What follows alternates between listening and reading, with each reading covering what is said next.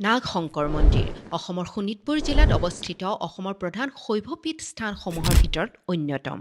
আহকচোন এই ঐতিহ্যমণ্ডিত মন্দিৰৰ নাম নাগশংকৰ কেনেকৈ পৰিল আৰু ইয়াৰ লগত জড়িত কিছু ইতিহাস বিচাৰি যাওঁ। কিংবদন্তি অনুসৰি শোণিতপুৰ জিলাত ৰাজত্ব কৰা বান ৰজায়ে বিশ্বনাথত দ্বিতীয় কাশী স্থাপন কৰিবলৈ বিচাৰিছিল আৰু সেই হেতুকে 1000 শিৱলিংগ স্থাপন কৰিছিল। পিছে মহাদেৱে দ্বিতীয় কাশী পৰিদৰ্শন কৰিবলৈ আহি ইয়াত এটা শিৱলিংগ কম দেখা পায় আৰু সেইবাবে মনৰ বেজাৰত শুই পৰোঁতে এই স্থানতে মহাদেৱৰ নাভিয়ে স্পৰ্শ কৰে। সেইবাবে প্ৰবাদ মতে প্ৰথমে এই মন্দিৰৰ নাম নাভি শংকৰ আছিল। অন্য এক জনশ্ৰুতি মতে পাণ্ডৱসকলৰ পুৰোহিত ধৌম্যমুনিয়ে এই নাভি চিহ্নতে শিৱৰ আৰাধনা কৰিছিল। পাণ্ডৱসকলে অজ্ঞাতবাসৰ কালছোৱাত ধৌম্যমুনিক লগ পায় আৰু তেওঁলোকৰ পুৰোহিত হিচাপে লগত লৈ যায়।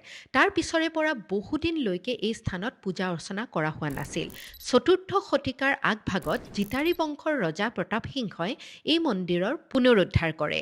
সেই শতিকাৰে শেষ ভাগত নাগশংকৰ বা নগাক্ষ ৰজাই এই মন্দিৰত নিয়মিত পূজা অৰ্চনা কৰিছিল বুলি জনা যায়।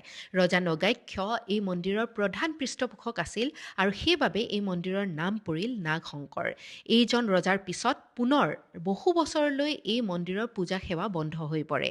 ইয়াৰ পিছত আহোম স্বৰ্গদেউ চুচেংফাই 1480 খ্ৰীষ্টাব্দত এই মন্দিৰৰ পুনৰ নিৰ্মাণ কৰোৱায় আৰু মন্দিৰৰ নামত দেৱোত্তৰ ভূমি 833 বিঘা দান কৰে। এই মন্দিৰৰ ভিতৰত গহ্বৰৰ পানীত শিৱলিংগ স্থাপন কৰা আছে। নাগশংকৰ মন্দিৰত পূজা অৰ্চনা কৰিলে অভীষ্ট সিদ্ধি হয়, মানে সকলো মনৰ ইচ্ছা পূৰণ হয় বুলি জনমানসত দৃঢ় বিশ্বাস আছে। এই ঐতিহ্যমণ্ডিত শিৱ মন্দিৰৰ আন এটা অত্যন্ত গুৰুত্বপূৰ্ণ দিশ হৈছে ইয়াত থকা কাছসমূহ। বিশেষকৈ অতি বিলুপ্তপ্ৰায় বহুতো প্ৰজাতিৰ কাছ ইয়াত সংৰক্ষিত হৈ আছে।